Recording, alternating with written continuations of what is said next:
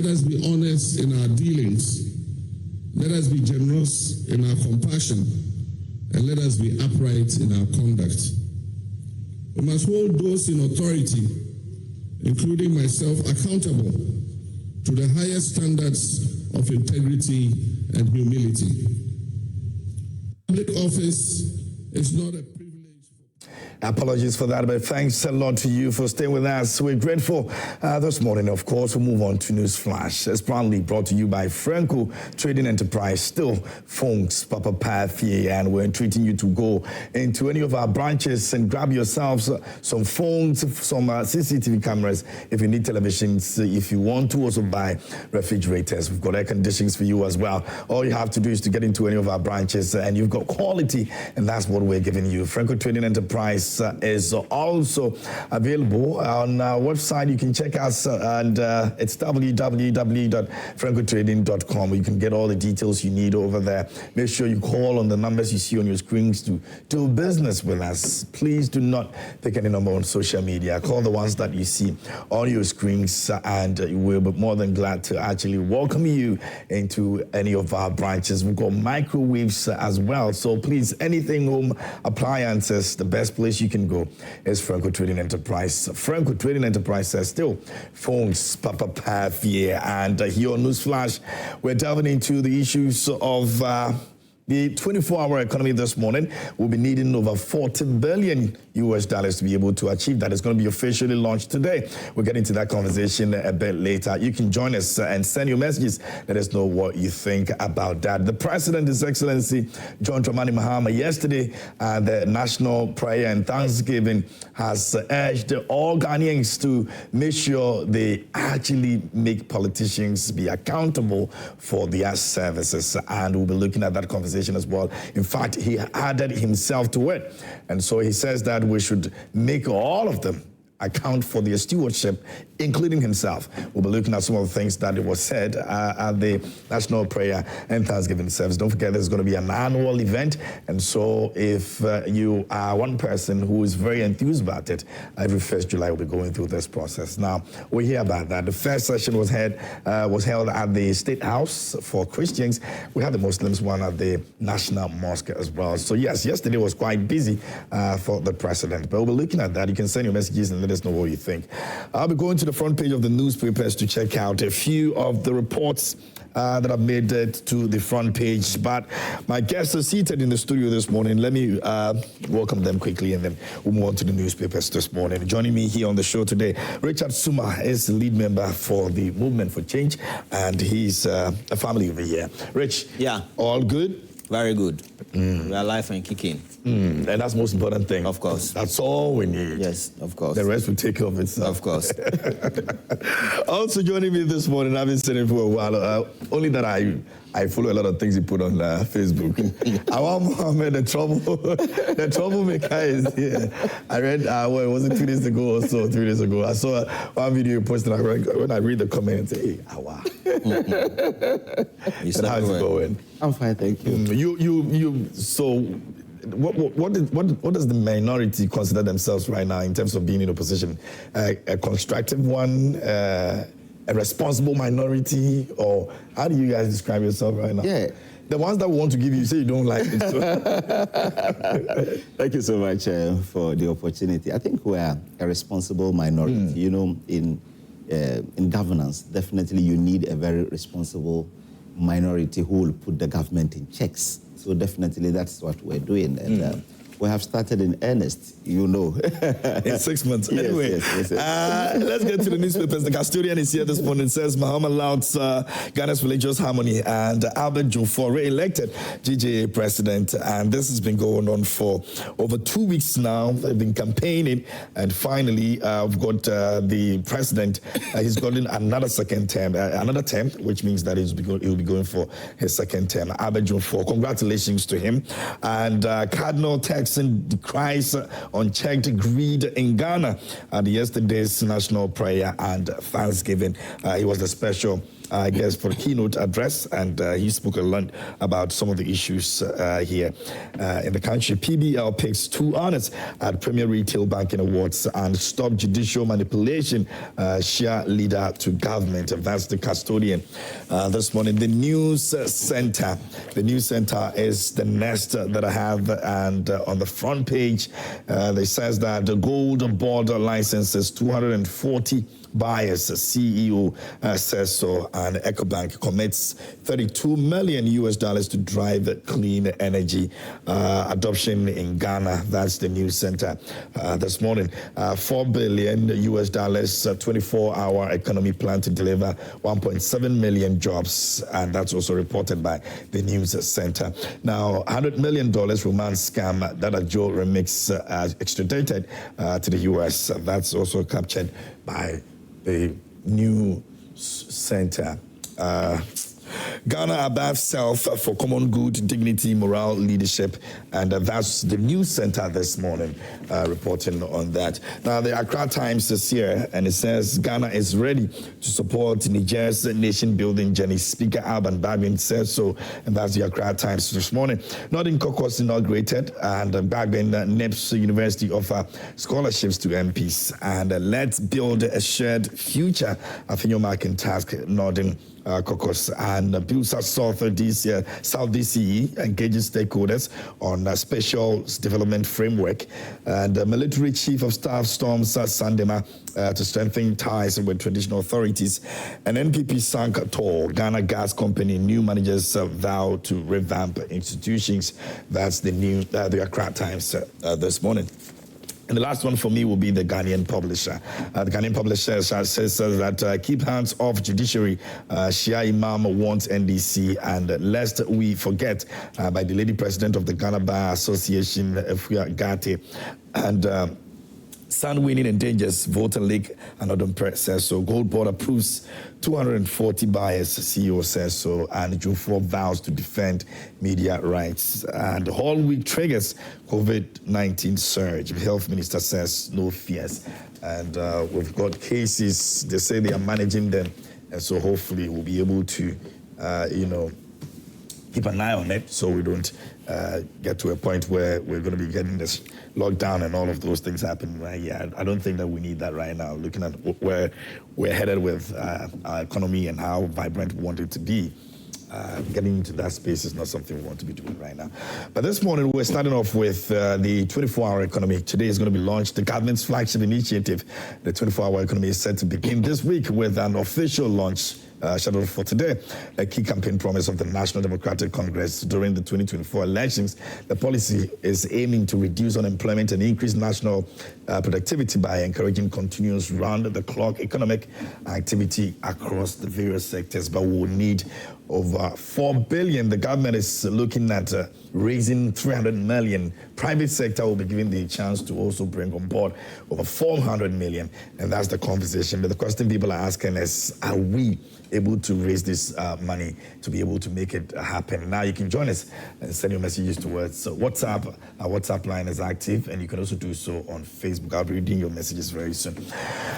Let's start off. I'm starting off with you, Awal. The NPP still feels that this policy, even though it's a welcoming one, we need a lot of effort to be able to, get into where we wanted to get to. The government is still believing that with $4 billion we'll be able to achieve this. Do you still stand on your grounds and believe in this policy that we can work it out? Thank you so much, and good morning to our cherished viewers, and good morning to my brother. And thank you so much for the opportunity. But before I go there, I will want to say that tomorrow, God willing, all the aspirants for DMP, NPP, presidential, will have a meeting with National Executive Committee for them to discuss the way forward, because it's left with only 6 months for us to go for the presidential election. So tomorrow, that meeting will come off at the party headquarters with all the aspirants, so that there will be some sanity within the space. Spokesperson will be speaking from somewhere. Some of us will also be responding, and so on. And it's not healthy for the party. We have to keep the government in check and make sure that at least the right thing is done for the people of this country. So definitely, I think the meeting tomorrow will be able to really bring some sanity within the space. I know that the candidate that I support, Dr. Bawumia, has put some checks that is there that you will not flout it. Because if you are with Bawumia, there are certain things that if you do even put something on social media, we'll have people who will call you to pull it down. If you attack the opponent and so on, you may be even suspended, but people will not know. So definitely we're doing these things so that at least after the primaries, we'll be able to come together and work together. You know, in elections or in a political party, you don't necessarily need to be my friend for us to work together. We only look at the overarching goal of winning the election. So thank you so much. On the 24-hour economy, it's just interesting that the NDC, that was their flagship campaign policy. And they told us that there will be 311 jobs and so on. Yeah. And when they come, everyone will be catered for, including NPP people and so on. But from all indications, you could tell that even the NDC regional executives and the women organizers don't really trust that this government will be able to implement the 24-hour economy, looking at what is going on within the regions. Just last week, the MP for Sisala West held a press conference, dared the regional chairman and the regional executives and even the regional minister that the school feeding in his district, those with higher number of students in the schools have been given to some regional executives and so on. And he says he dare anyone to come there. Just yesterday, I have seen people cursing people from the Bono Hafu. They are cursing their regional chairman and so on. And you saw the cases in Kumau and so on, and the problem between Ahafanom and some of the celebrities and Vivian Jail and so on. So they don't even trust that the government will be able to get them employment, so that they are just grabbing the school feeding and so on. Look at what is happening. In the last 8 years, the only time you hear about school feeding will be when we are not able to really pay their monies in time, but not for people to scramble just for school feeding and so on. So I think this is something that the NDC don't even trust that they will be able to really get the jobs over there. That is one. Two is that let's look at the cracks of the message or the promise that they gave us, looking at their own manifesto vis-a-vis what they are telling us now. Because I remember that in the manifesto, there were 4 thematic areas that they said they will be able to really use it to implement it. One is that they said they will provide security, which is very important because you cannot run 24-hour economy without security. So they said they will provide security, and there will be a collaboration between the state and the private sector, security, so that they provide security across the country. How has that started? Are there talks? Are they able to? I remember there was some forum that Sami Jenfi organized where Bright Odru, I don't know what they have given him now, but Bright Odru, former CID boss, came and said that if really they will want to implement it fully, they need about 25,000 police officers in addition to the 45,000 that we have before they are able to really implement it. So what arrangement have they done concerning security and so on? Again, they said they will provide cheap and reliable electricity. You know, it is 4 things. One is security. Second is cheap and reliable electricity. Third one is tax incentives. And the fourth one is the financing support from Exim Bank. And the fifth one is the support for SMEs that are coming down. Now, let's pick it one after the other. The security, I've talked about it. But the cheap and reliable electricity, what do you see today? The government that promised that they will come with a cheap and reliable electricity today, people are still reeling under doomsday. That's a reality. People don't even have stable electricity. That's one. Two is that we're paying higher for electricity. We're paying 17.1% in the last 6 months. 17.1%, when workers' salary has only been increased by 10%. So, and the reasons they gave us was that the inflation and the forex. Today, the inflation is around 18%. It is even coming down, I'm told, around 16% because that's the prediction. Now the forex from 14 to 10.3, even though Abuja is doing 13, but at least that is what Bank of Ghana is doing. That was the reasons they said they will increase it to 14.7. That was the first increment. Now we're doing 2.5%, cumulatively around 17.1%. The government that says we're coming to create an enabling environment for the businesses to thrive and so on. Now they said they will give loans to companies so that they will be able to expand. Ask yourself, what is policy rate today? Policy rate is 28% in this country. So today, if the average lending rate is around 29, 30, 35%, that is the average lending rate. So how do you really run 24-hour economy? By trying to say that you will expand, and the industries that use fuel and so on, and electricity are paying higher for it today.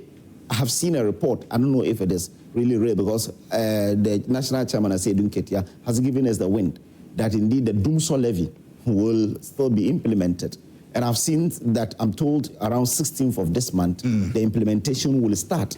So we're paying for even the inefficiencies of ECG and so on. So clearly you could tell that the enabling environment is not there for them to do. But you see, they want to launch it today just to say that they have fulfilled one part of their manifesto pledge. But the reality on the grounds doesn't support a 24-hour economy. You think that we can't raise the amount of money we're even looking for to kickstart the government? There are two things that they... 300 million. Yes, there are two things. He said 4 billion.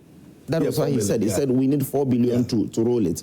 But they are looking at 300 million. That's commitment from government and private sector. So how... I'm sure today the modalities will come, how they will be able to raise from the private sector and how they will be able to really support the people. What we only heard was that government is coming to really support. From the public sector, there will be a rollout. And the private sector, there will be some support, incentives, that is taxes and so on. Now we're paying for 15% on VAT on non-life insurance and so on. And it gets that today or yesterday, right? So we are, even though they promised they will not really roll out a lot of taxes so that the businesses will be able to thrive, but unfortunately we don't see it. You remember the big push? Yeah. When they said, it's still in the manifesto, that they will also raise around 10 billion cedis for the big push. How will they raise it? I remember first time of President Mahama, when he and Roland Agambri tried to say they will raise, they will raise some amounts of money to be able to, around $10 billion, it was launched at Hope City and so on. How did it happen? They don't have a track record of collaborating with the private sector to do something for the people of this country. So that track record is not there. You understand? So if you tell me the 24, I'm not being pessimistic. Today, if there is 24-hour economy, it is running, and majority of Ghanaians are getting jobs, I will be happy because at least some of my family members will enjoy. But the rush in which they are doing it is just something else. Because today, if you check the budget, in the budget, there is how much did they budget for it? Even though they will read the midterm budget, but where will they get that amount of money from? That's very important. The 300 million that is government commitment and so on. So I'm not being pessimistic, but I don't see it materializing within this year. I don't see it happening. Okay. Now, we'll also be joined by Mahama Ayaba. Godwin is here with us this morning as well. He's also representing the NDC. He's Corporate Affairs External to our refinery and government communications. For Godwin, my brother, Harvey, everything good? I'm doing good yourself. Charlie, I'm fine. It's been a while, man. Yeah, it's been a while. Very, very long time. Yeah, I know. You don't look for me. We'll talk about that. Richard, I'll come to you. Don't worry. Let me have Richard's take on that. Rich. Yeah. $4 billion US, that's what we're looking for. Well, first of all, I would like to say good morning to your cherished viewers, to my co-panelists, your entire production team, to the people of Whole Central, and to the leadership of the Movement for Change, which is yet to transition into a fully fledged political party.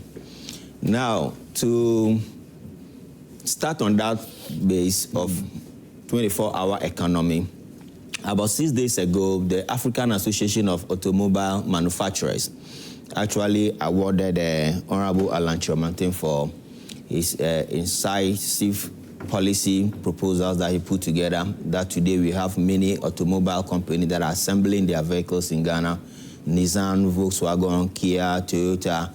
There are a lot of assembling plants Ghana has today, and they have also reinforced the production capacity of Kantanka vehicles. So now you see Kantanka bringing a lot of new models into the system with a good licensing regime. All were activities that were undertaken by Honorable Alan Chiomantin, because when we become an automobile production hub, it all dovetails into this 24-hour economy. That's why I'm building my premise on that.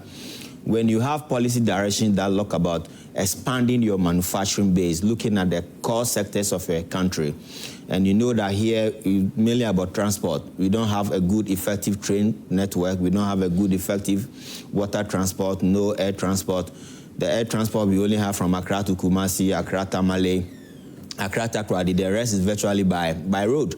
So in that regard, we need to develop more policy direction in the automobile sector so that we can have many more investors coming into assembly plants. If you look at China, for instance, you see China, most of the companies in China, they are not Chinese-owned companies. Some are American-owned, some are British, some are Brazil. But you see, because they provided the enabling environment, they have good power, they have sufficient labor, they have the good tax regimes. Everything has been put together to build that synergy that is required for the private sector to do what? To thrive. And beside the private sector thriving in China, they also have a deliberate state-owned enterprises that are augmenting the work of the private sector. So in this regard, you are able to eliminate poverty, you're able to eliminate unemployment and all this, because it must be a synchronization between private sector and then the public sector. But if you do everything and you are always talking about private sector-led, private sector-led, private sector-led, the synchronization is not going to come from anywhere. Because you see, before you can make progress, you need to develop what we call synergy. And it is the synergy that will help you to move radically as far as your development vision is what concerned. So now the main 24-hour program that has been a flagship program of the NDC, it is not out of place. But you see, it is in two components. One, they were looking at state-run institutions that they were going to gravitate towards the 24-hour implementation, where maybe for now they do one shift, but they are going to move them into doing 3 shifts. Therefore, it brings more employment, and then it creates more money for the people, because the more people are employed, definitely when you are working and everybody is getting something, there will always be money in the system. So that is one aspect. And then I heard Honorable Okujetu triggered something that they've started with the passport office, which is supposed to operate 24 hours. And then they're also talking about the DVLA, which is supposed to operate 24 hours. They also mentioned some key subsectors that were supposed to operate 24 hours. But even with those ones, it is going to be based on demand and supply. For instance, if you look at Volta region, okay, and you want to depend on state-owned entities to do 24 hours for people to benefit from it, how many people in Ho will be applying for passport? Therefore, the passport office in Ho has to work for 24 hours. That doesn't make sense. Because until there is demand for passport, that is why people will even want to go to passport office as early as 1 a.m., 12 a.m., whatever, to go and secure their passport. But if there is no demand, they won't get it there. They won't go there to get it. So now that is another aspect. Then you look at the private sector. Private sector is always driven by profit. They are looking at their own interest first. And for private sector to thrive, it is all about providing an enabling environment for them to do what? To thrive. By first of all, giving them good tax regime, providing them with good affordable electricity, providing them with good security, providing them with dependable and reliable labor. These are the components that makes private sector to thrive. Then now, if you also want to talk about a 24-hour economy and you are looking at a capital of $4 billion, which obviously Ghana government don't have the $4 billion to implement that. Because if we really have the $4 billion, we shouldn't have gone for a $3 billion loan from what? IMF. Now I hear Gold Board is doing magic. I hear Gold Board have made 5 billion. They have outperformed the previous year's performance. I hear Gold Board is doing a lot of miracles. So if maybe they are going to leverage on the performance of the Gold Board to rope in the money that they are looking for. You can't just go for Gold Board's money. You can't just go because there are a lot of expenditure lines the government has. It's not something you can just go and say, I want to take my hand and go. So if they are talking about 4 billion, and you see, for a private sector to inject capital into an economy, they must look at the stability of your economy. That's very important. That is why for the Movement for Change, Alan brought together what we call the Great Transformational Plan. You see, it is a working document. Let us be factual on it. All other political parties presented what we call a manifesto. A manifesto is not a working document. It's a plethora of promises. Okay, that will do A, will do B. But if you look at the Alan Transformational Plan, he talked about stability. That will move you into growth. The growth will move you into what? Resilient. And then the resilient will move you into what? Prosperity. We haven't seen that the last. There is nothing that to suggest. There is nothing that to suggest, even though for now, we can say the dollar is a bit stabilized. Okay, it's a bit stabilized. But we run a country where the fluctuation rate of the dollar is unpredictable. Okay. But projecting it, they said that it wouldn't be looking bad even by the end of the year. That is why I'm saying that when the SWA NPP took over from an IMF inherited economy, what did we see? We saw the macro indicators doing well. We saw a relative stability of the dollar. Because the moment you inherit an IMF economy, whatever you do, whether you do something or you don't do anything, there'll be some growth because there are some stringent measures that have been put on you that you cannot spend we cannot spend outside of your budget. But then you need to also make sure that you are accelerating whatever it is that you've been given very well. That's what I'm saying. You want to sit back and look at it. That's what I'm saying, that because of the stringent measures, okay, and some of the caveats that have been put it sort of guides you. It guides you. So for now, if you look at the present NDC government, they are not spending much into certain areas, okay? So that's why you see a relative stability of the dollar. But when you exit the IMF program, where you have absolute control and deciding what to spend and what not to spend, that is where the free for all comes in. But we are believing that with the Mahama-led administration, we'll be able to curtail the free fall of the cedi against the dollar. So then again, if you are talking about a 24-hour economy, we are waiting. It's going to be launched today, isn't it? Yeah. We are waiting to see the execution plan, okay, the key deliverables in the proposals, okay, the timelines. Because don't forget, if you are talking about a flashy program such as this, the plan has to be a smart plan, okay? It has to be a specific plan. It has to be measurable, it has to be attainable, it has to be realistic, and it has to be time-bound, okay? So now we are expecting to see the execution plan and the deployment chart to suggest that this is the timeline within the period of 1 year. This is how far we anticipate to get to.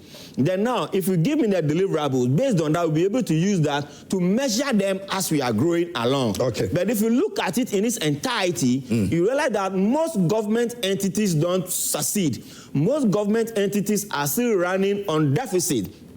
Ideally, we're supposed to empower more state-owned enterprises. We need to establish more state-owned enterprises. This is the only way that you can augment your production capacity. If you are talking about agriculture, now we do peasant farming in Ghana, okay? And then now we are talking about agriculture. The agriculture, are you going to give cutlasses to the people to go and farm? Or you are going to give them tractors to go and farm? Are you going to put them into cooperative? Are you going to own a state farm? What is the modality about growing the agriculture space? Because they have Grow 24, Fund 24, Build 24, and Make 24. That is the 4 thematic areas of the project. Okay? And you should understand that anything that will succeed must revolve around agriculture. Agriculture is the only thing that when it succeeds, it obviously dovetails into the other segments. But if you are talking about Build 24, does government of Ghana has the money to build 24? Do we have the money? No, we don't have. So obviously we'll be depending on private or direct foreign investors to come and build our roads, to come and construct our hospitals, to come and construct our schools, to come and construct our rail network. This is where the Build 24 comes in. Okay. If you talk about Grow 24, like the key component, if you are growing 24, are you depending largely on the citizens to grow? individually to supply to the factories, to do the production, and production must also match up with marketing. And don't forget, they are talking about accelerated export development. And export comes with quality and demands and standards. Are you getting my point? Yeah. You cannot just wake up today and grow tomatoes and say you are exporting it to UK. It must meet certain standards. Yeah. Okay? And UK don't take this fertilizer grown thing. They take organic.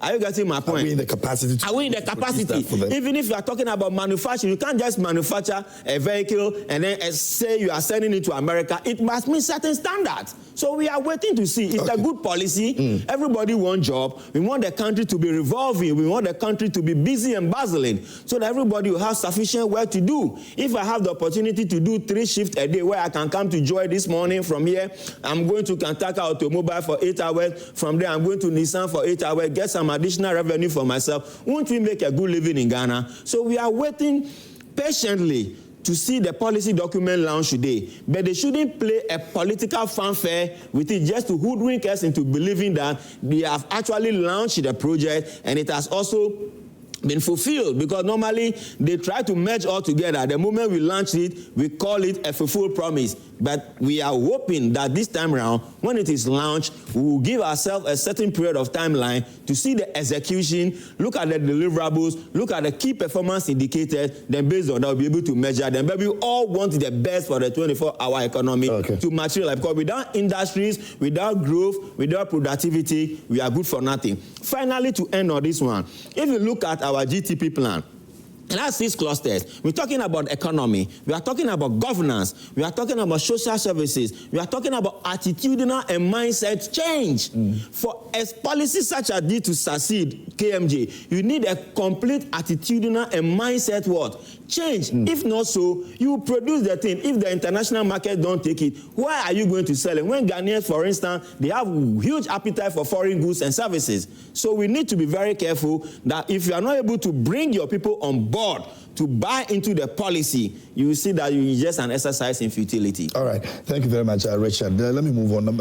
Godwin, we've got some answers in terms of what we're about to roll out today, or with all that they have said, funding, attitudinal change, and all of that. What's the government's position on that? KMJ, a very good morning to you and good morning to my co-panelists. Bosu, it's been a long time. Yes. KMJ. Congratulations to. Yeah, thank you. It's the first time we're meeting. Yes. It's the first time. KMJ, it is always good for every government to have a policy or to have plan. And that is what we usually will call the manifesto promises. As my brother rightly said, it usually will start with a policy before it will become a working document. But before it will become a working document, you need what we call the political will to convert a policy into a working document. So if you remember, since we came to power, the NPP have always chastised us that 24-hour economy was one major campaign promise prior to the last election. And they thought in the last budget it would have featured in it. But they had forgotten that we needed a plan, a working document that will guide the implementation of the 24-hour economy. And that is why it needs to take this period of time before it is being enrolled. As we speak, the policy document is ready. The policy document didn't emanate in a vacuum. The committee responsible to see to the compilation of the policy did an extensive consultation to that effect to be able to come up with the policy document. It is always good we wait for the full implementation, as you rightly said, look at the document, peruse it, and look at what the government is about. But you see, what is most important is that so far we have some government institution that has already enrolled the 24-hour economy system. What it means is that it is a well-functioning one. A well-functioning one.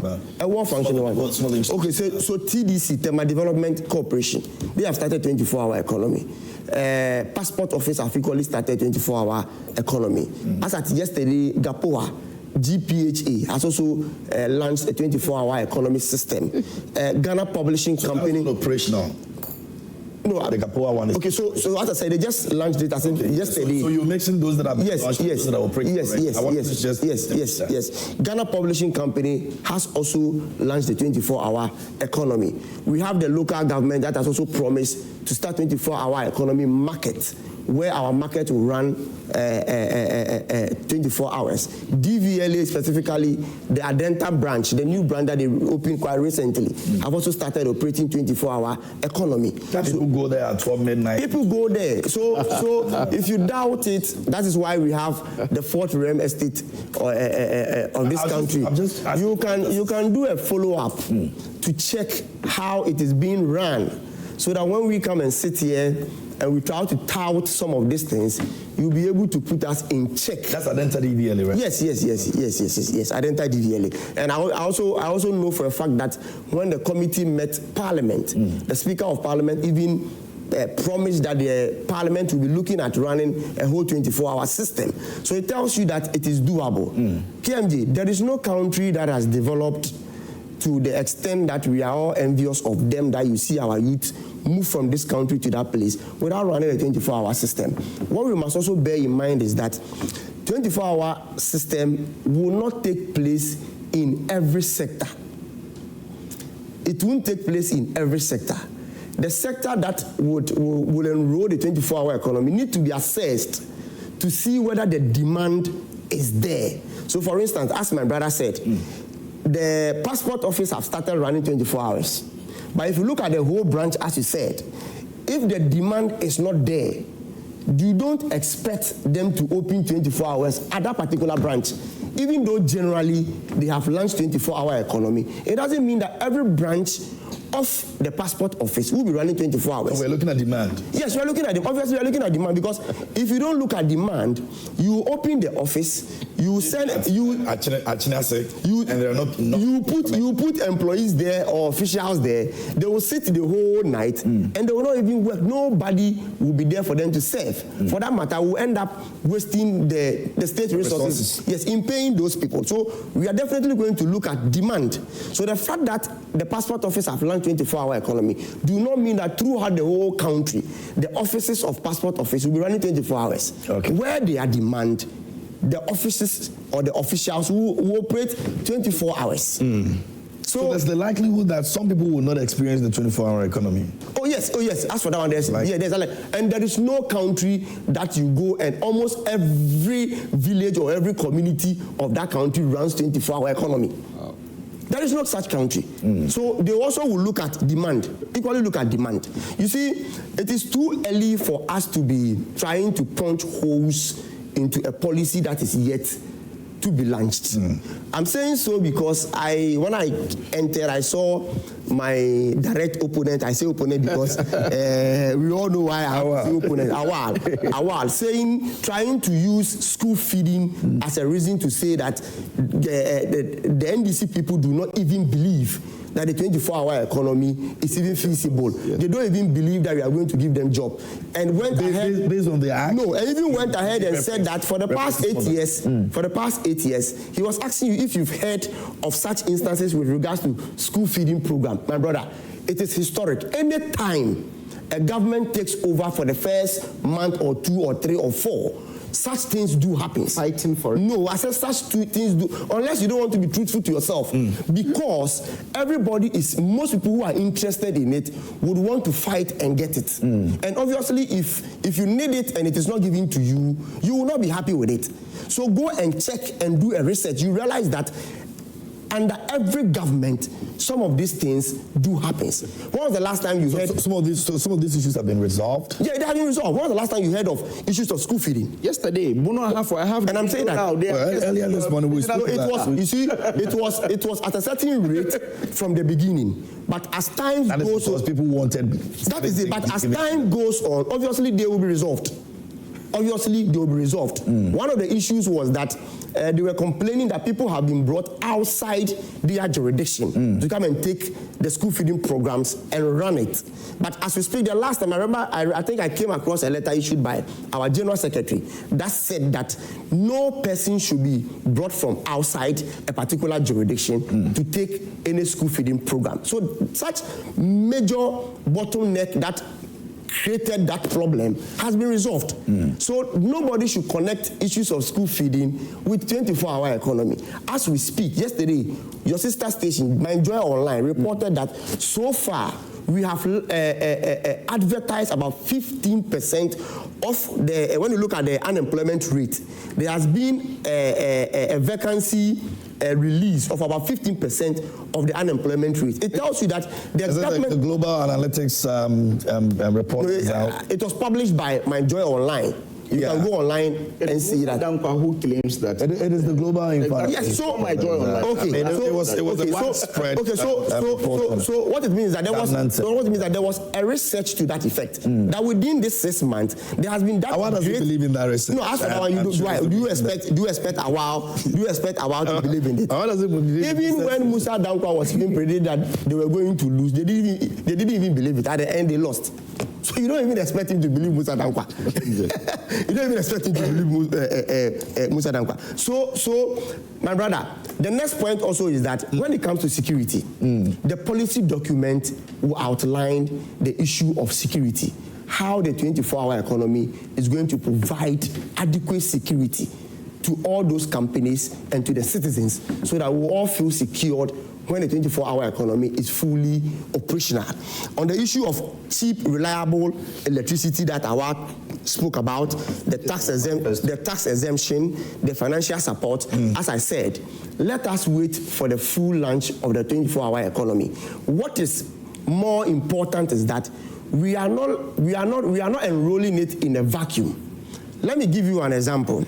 When the NPP came to power in the year 2017, proud to that, they had promised free SHS. Can you believe that it was only in the last year of the administration that they were presenting a policy document to Parliament for an approval, for it to be used as a working document for the free SHS? We, the NDC, don't run our policies in that manner, because the best way of implementing any policy is to first have a policy document. That becomes the guiding principle, that on it you will look at it and see each steps you need to take.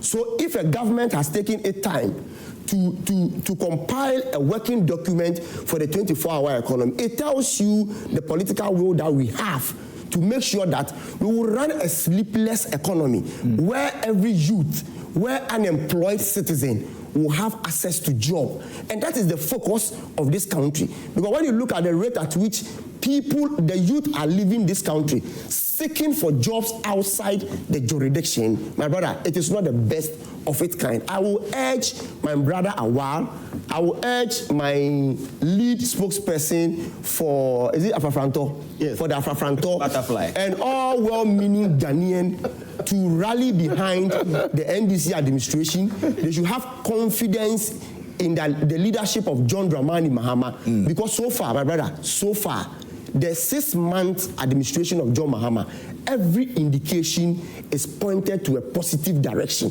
All economic indicators are on the right trajectory. Tell me which one is not in the right trajectory. Policy rate. You see, the major things that we always use, your former flag bearer will tell us that when the fundamentals are weak, the exchange rate will expose you. That exchange rate was the major determinant of Ghana's economy by Alhaji Bawumia. As we speak, we have a very strong cedi, very, very strong cedi. We took it at where? It was at $1 to almost about 15 Ghana cedi. Now $1 is around 10, close to 11 Ghana cedi. 11 cedi. Where? We're around 11, 12. 11, 12 Ghana cedi, which is still better and better than what we inherited. So I will urge each and every one that let's wait for the full and official launch of the 24-hour economy. Let's have access to the policy document. The government is ready for any criticism, any advice, any direction, because the achievement of the 24-hour economy wouldn't benefit only the NDC people, it won't benefit any individual, it is going to benefit the entire country. And that's how Awal ended with and said that if well implemented, your sister, your brother, your uncle, your auntie may benefit from it. So Awal, I will urge you that it is too early for such criticism, because something that is not in operation, how do you criticize it? It is too early for that. Okay. So let's give time to see how it will be fully implemented. Very well. It's 7 o'clock. If you just joined us here on the show, this is News Flash here on Prime Morning, and we just had a conversation on the 24-hour economy. I'm going to be reading a couple of your messages you've sent to us, and then we'll come back again. Awal wants to rebuttal, but we're going to get to the second round of it. Let me just engage our viewers a bit and hear what they are also saying with regards to that 24-hour economy. It's going to be launched, by the way. The presidential advisor on the policy, Gusitano, has spoken very well of this policy, and he believes that it's one of the things that will be a game changer. We'll be looking at all of that today. Now, this one is from Gasti Man in Brekum, and he says, so even after 6 months in power, the NDC is still struggling to explain this 24-hour economy. This was just a slogan to win power. Tell the NDC man not to worry himself, because even if you bring the entire party to your studio, they cannot explain it. Good morning to Dr. Baumia. Let me go to Musa Abato in Aswasin. It says we must all come together to support the government in raising the $4 billion needed to implement the 24-hour economic policy. This policy is a game changer that would significantly boost the economy and create sustainable job opportunities for our youth. President Mahama has demonstrated beyond doubt that his priority is to improve well-being of Ghanaians and not looting state funds under the guise of building a national cathedral. This one over here says that, good morning, KMJ. I want you to ask the NPP man that all the money they had, including the huge money Ken borrowed for the past 8 years, what at all have they invested the money into that is beneficial to the country and helping to pay back those loans? Let them please answer that to the hearing of everybody, because I have not seen any state-owned factories in our districts, as they claimed, and many more promises. I'm sure Awal will respond to that. Daniel in America says that, good morning, greetings to your panelists. In fact, they are all making good submissions. The 24-hour economy is good and must be implemented, but the costs involved should be accounted for. Greetings to lawyer Justin Kodia and George Krobia Asante. Let me go to this one over here. It says that, KMJ, dear KMJ, while I give plaudits to His Excellency Mahama for declaring 1st July as National Prayer and Thanksgiving Day, I urge him to walk his talk by holding Akufo-Addo's appointees to accountability and prosecution, including the current appointees.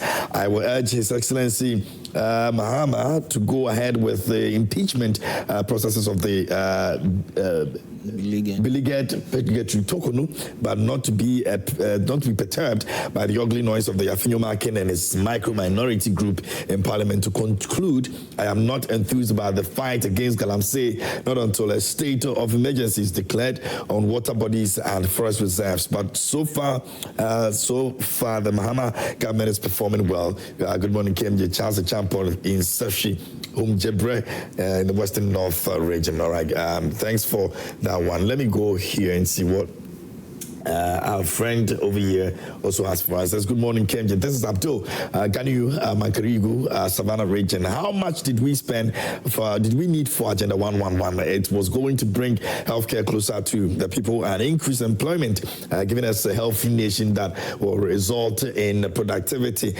This 24 hours economy has been a problem from day one. From the day John announced it till now, we know it's 4 billion over 5 years. So it's after 5 years we'll actually see 24 hours economy working. Why do we do this to ourselves as a nation? The nation like Ghana, the leader and leaders can't think simple and better ways of building this nation unless $4 billion. I know at the end someone will go to jail because of 24 hours economy. President told us that we didn't have money to celebrate our Independence Day. We were told that the cost was unbearable and unreasonable. Thankfully, we can now celebrate National Day of Prayer. Can we know how much this cost? This is reasonable. Is this a reasonable expenditure? I'm sure they will do so. The other time we were able to have access to how much was spent on the Independence Day, so I'm sure they will bring this one to our Master Planner Junior in Kentampo says that yesterday was National Worrying and Tax Giving Day. 1st July 2025, President Mahama and NDC were breaking the necks of Ghanaians with heavy taxes and increments. 15% increment on non-life insurance, 2.45% electricity tariff increment after the 14.75% increment, and it goes on to say 7% increment on locally produced plastic materials, and then it says 2% petrol price increment, 5% diesel increment. Ghanaians made the biggest mistake by voting for JDM and its NDC. About 4 ABBA master planner in Kentampo sent in that one. This one says, good morning, KMJ. I want you to ask, okay, I think I've read that. This was what I was looking for. Greetings, KMJ. In fact, it's a shame that our Christian community is worshiping at the Independence Square today for that so-called Thanksgiving service. If it's not true that our Muslim brothers will do this in the National Mosque, then we are not serious as Christians. How can President Mahama and his NDC tell Ghanaians that we are hungry, so Akufo-Addo shouldn't build that monumental and historic project, the National Cathedral? Our clerics should think twice after attending this ceremony. Enemies of progress. Nana, Nana, you said that the Muslims went to the National Mosque, so we should have gone to the cathedral. There's a hole waiting for us over there. That's the big problem. Good morning, KMJ and your respected panelists. Listening to Awal, very laughable. Just rehashing the same drama that sent them to opposition. He shouldn't insult our minds. Karim, Starboy in Tema. Let me go to this one over here. It says, good morning, KMJ. Awal and his NPP party will always want Ghana to fall. That is why their communicators will go to media platforms and praying for the downfall of President JDM. Daniel from Ho. Let me go to our consigliere, and it says that, good morning, KMJ. Is the NDC government 24-hour economic policy a scam or real? Sadly, the NDC supporters are fighting for jobs in the north and across the country. However, the truth shall make Alhaji Dr. Mahmoud Bawumia the next president of Ghana. Let me do the last one, and then we'll move on to some of the other issues. The 24-hour economy is just a political talk or promise and nothing else. They themselves and every reasonable Ghanaian knows that it can be done. By the way, Mr. Host, you and your co-host can be a good propagandist for the NDC. Kwame Ntakwa. On that note, let me come back in here, and maybe we'll have the last take on this one, then we'll move on. We'll pass comments on the Thanksgiving prayer and Thanksgiving service briefly yesterday, briefly before we end this morning. Wow. Yes. I'm surprised that today my brother is admitting that the 24-hour economy is demand-driven. I have met him on several platforms. And we have always said that. We said that you see, you cannot run 24-hour economy everywhere in the country. They said it will happen. No. We said it is demand-driven. We mentioned I meant you on platforms, and I told you that health service, police, and others are doing 24 hours. It is not a new thing. We said that it's demand-driven. Police, health sector, and others are doing 24-hour economy. Even health centers, if there is a demand for it, they do 24 hours. In Kumasi, almost all the health centers do 24 hours. So you still stand by the fact that it's already happening? It is already happening. When they were campaigning, we mentioned it. So I'm surprised now he's telling me that it will not happen anywhere. It's not everywhere that will happen. It will only happen in some areas and so on. Again, when you talk about you saying that we submitted a policy document just in the twilight of our administration, we started the implementation in the first year. They would have admitted, but I'm saying that the policy document. We had a policy document. That was what we presented to the people of this country. We presented to the at the beginning in 2016. We submitted a manifesto. So what you submitted was what? The policy itself? Yes. So we implemented it in 2017. What we submitted was to make it binding so that the government cannot change it. A policy to make sure that you cannot change anything in the Free Senior High School. That was what we sent to Parliament, not implementation policy. The implementation policy happened in 2017 when we came, because from day one, we knew what we were up to. That is the reason we're saying that the NDC didn't even know how they were able to implement the 24-hour economy. Because if you know, this is something that was launched in 2023. President Mahama mentioned it in 2023. It took you 1 year to campaign throughout. You are not telling us that you are not preparing the document.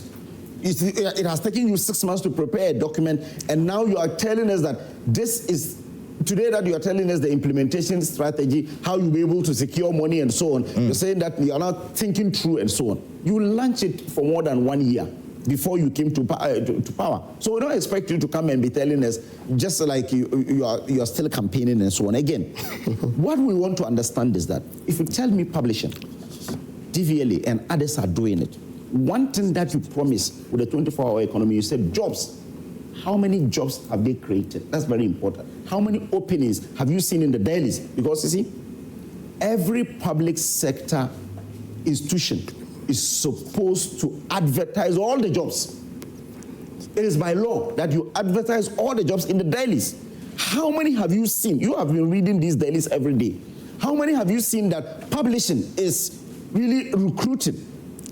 Have you seen that passport office is recruiting people to do the 24-hour economy? It's a sham. It's just akin to what Akujeto Ablakwa said. You want them to start the recruitment right now? Yes, but he said they are running. How are they running? The ones that are running. Yes, because you see, passport office had officers already who are running the 8 hours. You are telling us that there is a 24-hour economy happening there. How many people have you recruited to do that way? That's very important, because already there are people who are working within the space of the 8 hours in the office. Now you're saying they can't that put those people in shifts. It's not possible. So those then who are what have already you done? working over there. What have you done? The core crux of the 24-hour economy is that three jobs. They said 1 job, 3 people will work on 1 job. That was the campaign. And it's even in the manifesto, page 23 of the manifesto. So if you tell me now that those at passport office, you've staggered them. Some come at 9, some come in the morning. You have not added anything. What have you done? You've done nothing. You've done but they can't be adding on to every place, every institution. That was what they said. Maybe some will have recruited to add. Some they said there are no those jobs. who are already there. They said there are no jobs. Productivity is at its lowest ebb. Yeah, and they think that they will give 1 job. There was a formula, 133. They started here and told you. 133, 1 job 3 people will do on the seat that someone sat in the morning. Someone will come and sit on the same seat in the evening. That was what they promised us. So if you tell us that you are doing realignment of the staff, you're not doing anything, you're not creating any job. And you promise the youth jobs. That is very important. Again, as I said, publishing, Gapoha and others. When you go to Post and Harbors, there are people who run it since time immemorial. There are people who run shift at night and so on. If you are expanding it, tell us how you are expanding it. That's very important. DVLA, Adenta office, how are they running it? How many people have they recruited and so on? We don't want, the NDC are good at giving us numbers without substantiating. You remember Okujeto Ablakwa when he was Deputy Information Minister? When I saw the 1.7 million jobs that was promised, when I read the story Michela sent me from Daily Graphic, and I saw that they said the 24-hour economy will create 1.7 million jobs, I laughed, because when Okujeto Ablakwa said they have created 1.7 million jobs when he was Deputy Information Minister, the Employment Minister was asked, the late E.T. Mensah, was asked, where are the jobs? He said, well, you can go and ask him because I don't know. So the NDC, they are good at propaganda. They are good at churning out figures that are lies. That is why I'm saying that if you want Ghanaians to believe you, as you sit here, you know institutions, about 3 are running. Tell us the number of people they have recruited and the shifts, so that at least you can go and report on it. Okay. It will be easier. Yeah. I thought maybe I'll come in quickly then. Please do. Then let me go. I wanted him to just respond to the publishing issue briefly, but go ahead. If you so wish. Yeah. Can you address the publishing one in terms of the jobs? Adenta that you mentioned. You see, so let me take advantage and also do. I thought he would go before I'll come so that I can look at both of them. No. He will support. Okay. Rachel, let me. Maybe you also go and something that you want to respond to. So let's break. Yes. So let us be very fair-minded when we are doing national conversations such as this. We are trying to analyze a policy proposal by a government. You see, most often when you want to start something, there will be doubters. Sure. There will be a lot of speculations. There will be people who will say it is doable, it is not doable. based on your track records, you've not been able to demonstrate to us that you are capable of actually implementing it. But because society is supposed to be evolving, supposed to be growing, so I will want to submit that I'm looking forward for the official launching of the 24-hour project. My only thing that I want to add to is that I saw something when you projected it here, that the clusters by the 24-hour economy, and I realized that they said they were going to base on the voter lake to irrigate. They said national irrigation scheme. Yeah, that even came in the first report that was released. Yes, they said they were going to. My question is that if you have ended up destroying all the water bodies that is in Central, Western, Ashanti, you are looking forward to irrigate the entire nation depending on voter rate. Is that feasible? Is that feasible to irrigate lands in Ashanti region depending on the voter lake? Is it feasible to irrigate lands in Western region depending on the voter lake? Obviously not. So I will want to admonish the NDC that be very open and truthful to the people, and let us understand the areas which you want to zero in for the implementation of the 24-hour economy. If my good brother is talking about free SHS cannot be equated with 24-hour economy. No. I only responded. I'm talking about the policy. The policy and the implementation and execution. That's what I'm talking about. You see, the free HS is talking about a cluster, one cluster, education. So implementation will be much more easier. Developing a policy direction or policy document will be much more easier. Sitting on your table right here, you can develop and formulate a policy direction for implementing what? Free education. Because it's just one, of course, it's one sector. Education. But we did 1D1F. No, we started the implementation the first year. I'm coming. And it's also industrialization. I'm coming. Yes. I'm coming. What I'm trying to say is that with the 24-hour economy, it is of a magnitude value. It cuts across every sector.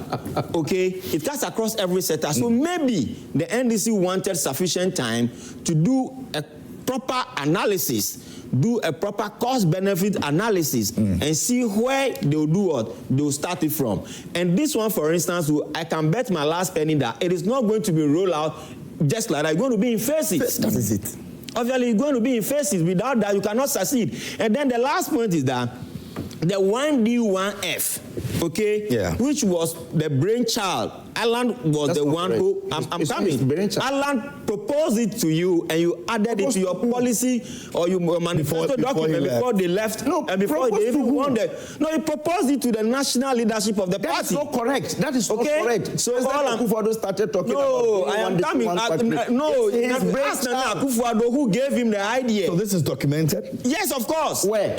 Of course. When the subsequent coming to meet you, I'll provide it to you.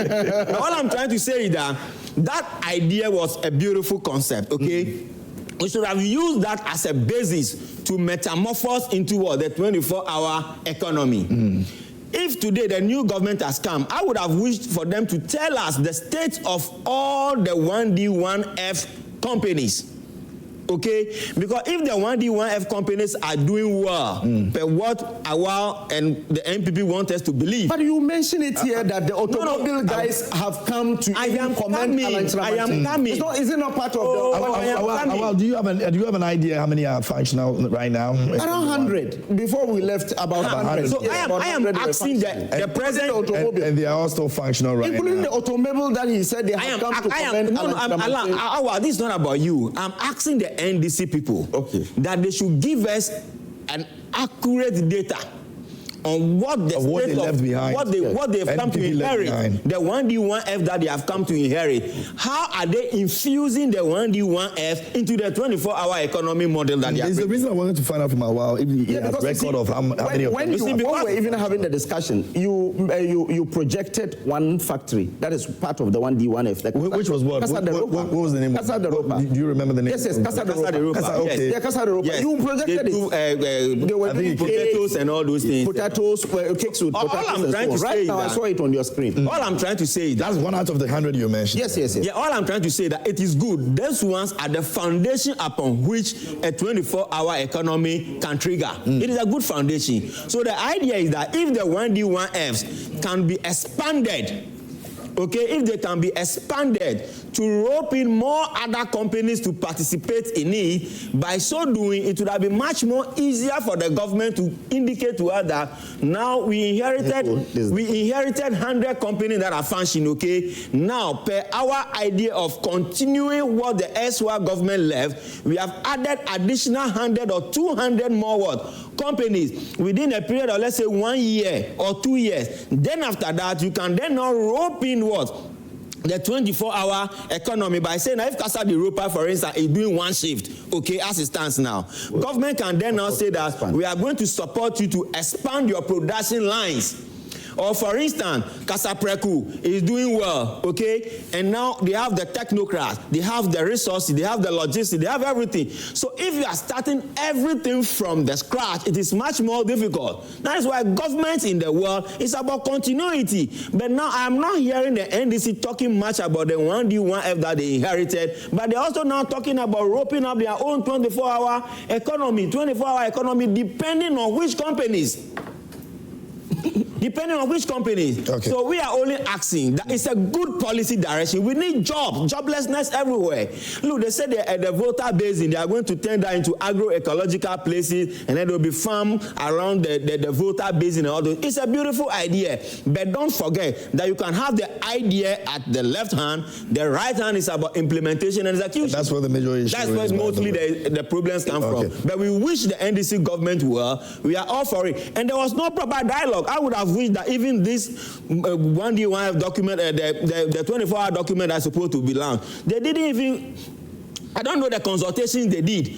You see, there should have been a public open dialogue for everybody to come and contribute to the policy document formation. Alan, for instance, with his vast knowledge in trade and investment and all these things, he was never invited, he was never spoken to, he was never questioned. So at the end of the day, are we building a country that is only meant for NDC people, or we are building a country where all hands on decks? Okay. KMJ, which one would you want to respond to? KMJ, what is not in doubt is that there was consultation lead up to the compilation of the policy document. Amongst which people? For that, that's because I am exactly quoting the lead of the Gusitano on this particular program. And I don't think they just sat in their rooms, wrote something and compiled it as a policy document. The fact that A or B, yes, you have. So Alan didn't have it. You have a legitimate concern. You have a legitimate concern when you say A, B, C, D should have been consulted. No two ways about it. But that do not negate the fact that some people were also consulted. I agree with you. Who are equally good in the same position as to whoever you are also proposing. But let us not belabor the point that consultation was done.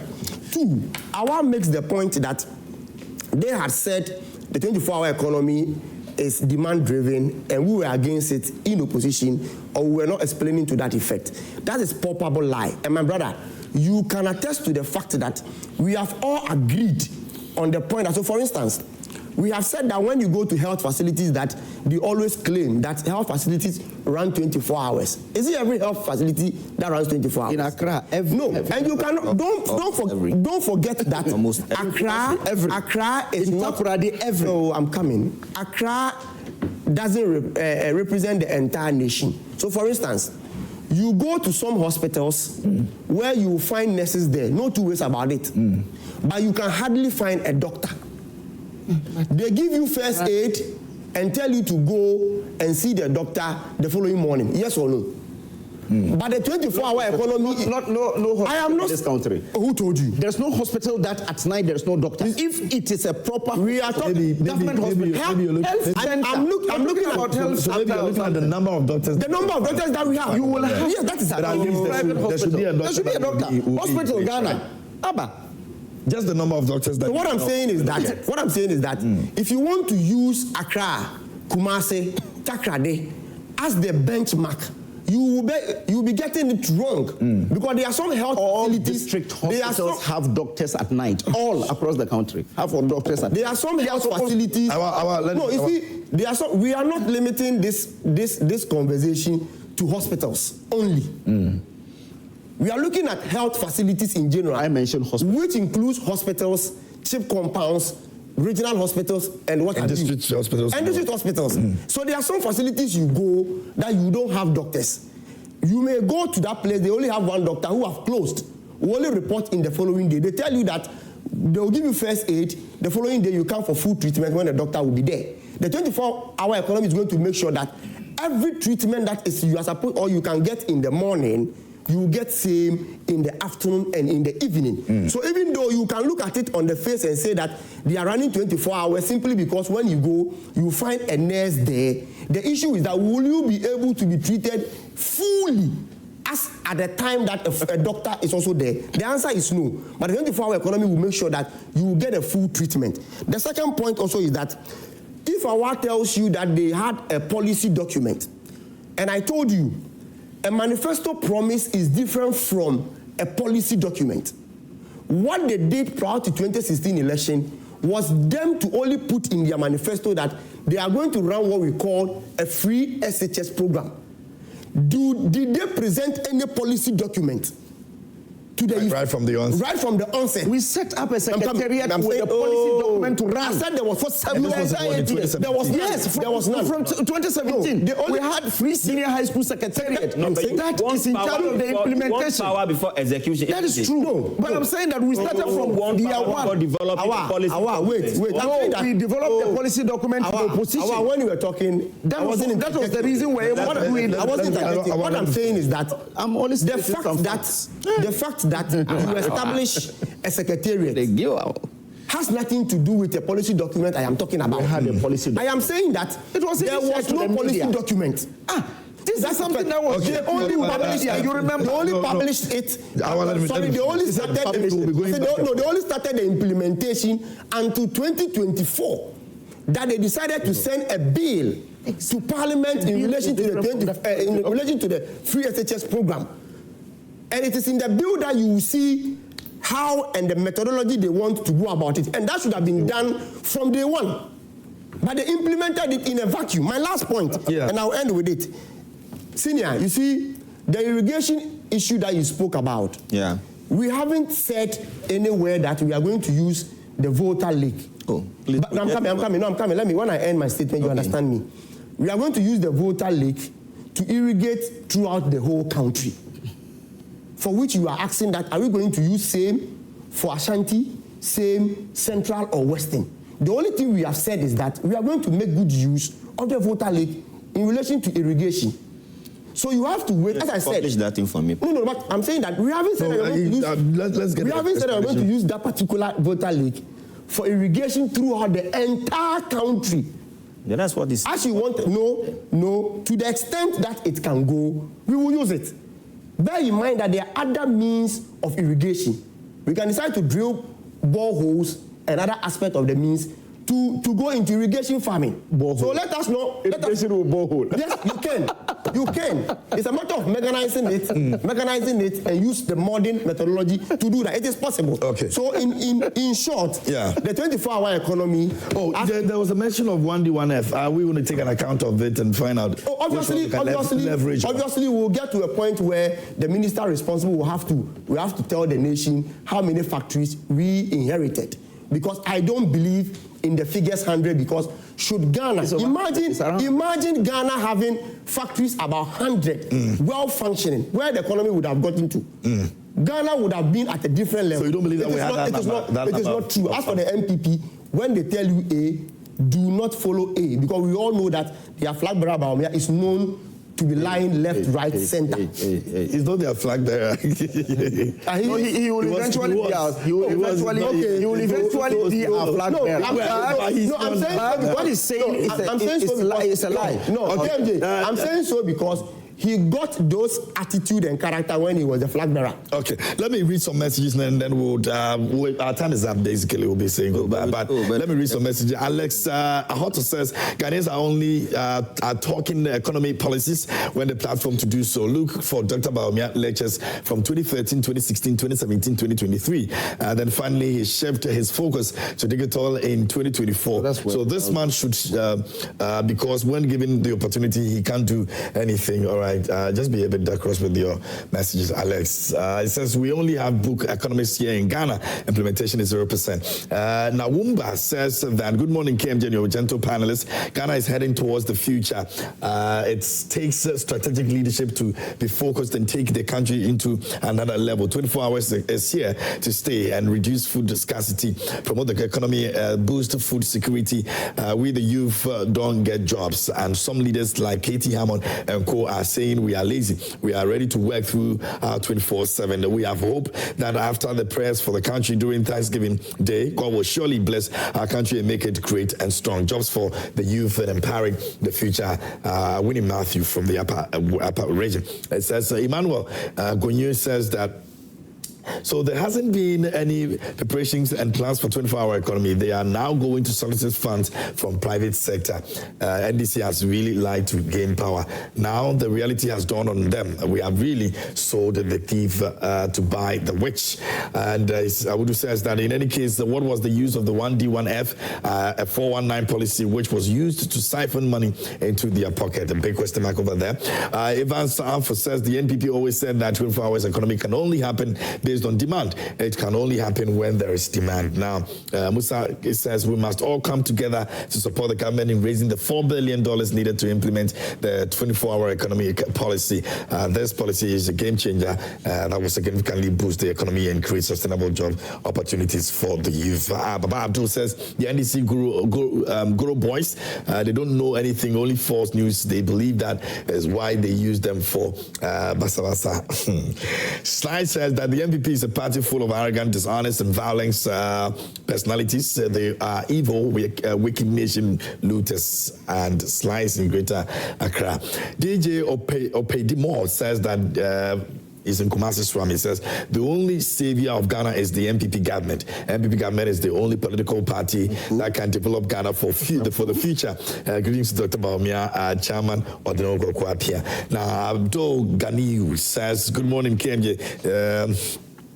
Okay, how much did we need for Agenda 111? How is it going to bring healthcare closer to the people and increase employment, giving us a healthy nation that will result in productivity? This 24-hour economy has been a problem from the day John announced it will now.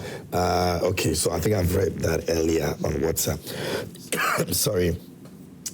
Sami says that it has become evident to Ghanaians that the 24-hour economy is a scam. The propagandists deceive the populace to gain power. Now the estimated cost for the launch is $4 billion. It's not for the it's not for the launch. It's not for the launch. It's for the entire policy.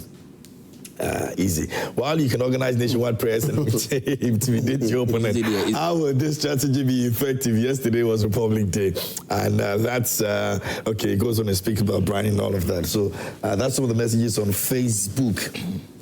And we're grateful for sending us those messages on Facebook. Our time is up. We'll have to be going. But let's say a big thank you to Franco Trading Enterprise, Still Funks, Papa Pafi. I'm tempted to give 1 minute each, but I don't know. You were exceeded. You were exceeded. That's my problem right now. No, we won't exceed. No, so 1 minute each. National one minute prayer. each. Yeah, we can't do more than that. Okay. Our time is up, actually. Okay. Well, sincerely, I believe in prayers. It is always good to pray. But there's something that is missing in Ghana.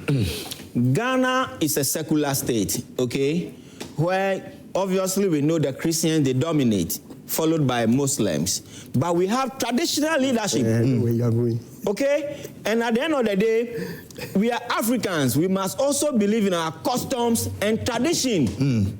Okay? Before the advent of the white man coming here to bring us Christianity, we do traditional prayers. So I am still of the view that any national event such as this that we are organizing, we should not forget to inculcate traditional prayers into the program. And the last bit of it is that prayers don't solve corruption cases. Prayers don't solve unemployment issues. Prayers don't solve the national disasters, the accidents that are happening on your road. If you put drivers who are under the influence of so much drugs, proud to people getting license every week before you become a professional driver. Back in the days, my father ran a transport company. You do apprenticeship for about 3 years, okay, before you even get a driving license. Today, somebody sees in Trotro, he goes to Kandeshi and come back, goes to Accra and come back. Tomorrow, he's driving. he pays his way and get a driving license and become a driver. And he's driving a Sprinter to Takoradi and he go and get himself involved in accident. Do you think prayers can solve that? Absolutely. So let us be deliberate in solving the national problem, not only limiting everything to prayers. We all pray, but then the last point about the cathedral, nobody is against the building of a national cathedral. The only problem he had is that don't destroy existing infrastructure to build a cathedral when we have vast land across the country. Okay. You could have built a cathedral anywhere that would serve the same purpose. So please, Ghanaians, let us continue to pray, but when we are praying, don't forget that I say corruption cannot be cured by prayers. So you want us to continue the national cathedral since we have started something, or what's your view on that? No, already Muhammad promised that I'm going to turn down. That's the 1 minute you've given to you. So you should do that one. When Muntaka submitted the executive instrument to Parliament on holidays and so on, and said they will shift the holidays, the observation of the holidays to Fridays. You understand? You remember he said it. I was happy because when you go to UK, usually it's on Mondays, so that you have a long weekend and so on. But unfortunately, yesterday, a lot of Ghanaians didn't go to work because a lot of people felt it was a holiday. Yes, a lot of Ghanaians didn't go to, because when you... Speaking from which data? You see? Speaking from which data? Myself... It was announced, it was declared. See, the thing is that you said yesterday was for us to commemorate. Now, we had almost all the officials at the State House. We have everyone going there. After that, they moved to the mosque. No, so what I saying is that... I'm saying that yesterday, people did not go to work because people felt that it's a very good event that has brought everyone together. But I'm saying that next year, if indeed we're going to do this, we shouldn't push the thing to Friday again. We should observe it that's the same day, so that at least it will not affect productivity. KMJ, let's say a very good thank you to His Excellency John Dramani Mahama. For such but don't forget there is a CEO. No. We don't have time. For such a good initiative, particularly when it was nationalistic. No political inclination found space in there. And that is how we must go. I have said it that anytime the NDC comes to power, we try to put the real history in its right perspective. How can a country decide not to observe its Republic Day, but decides to honor its Constitutional Day? Without a republic, would there be a constitution? Okay, so that'll be a constitution? So what should tell you that the NPP agenda for them making sure that the 3rd July was not well observed? We have come to rewrite this morning that history in its all the conversations that we had here on the show. Go and get your gadgets from them.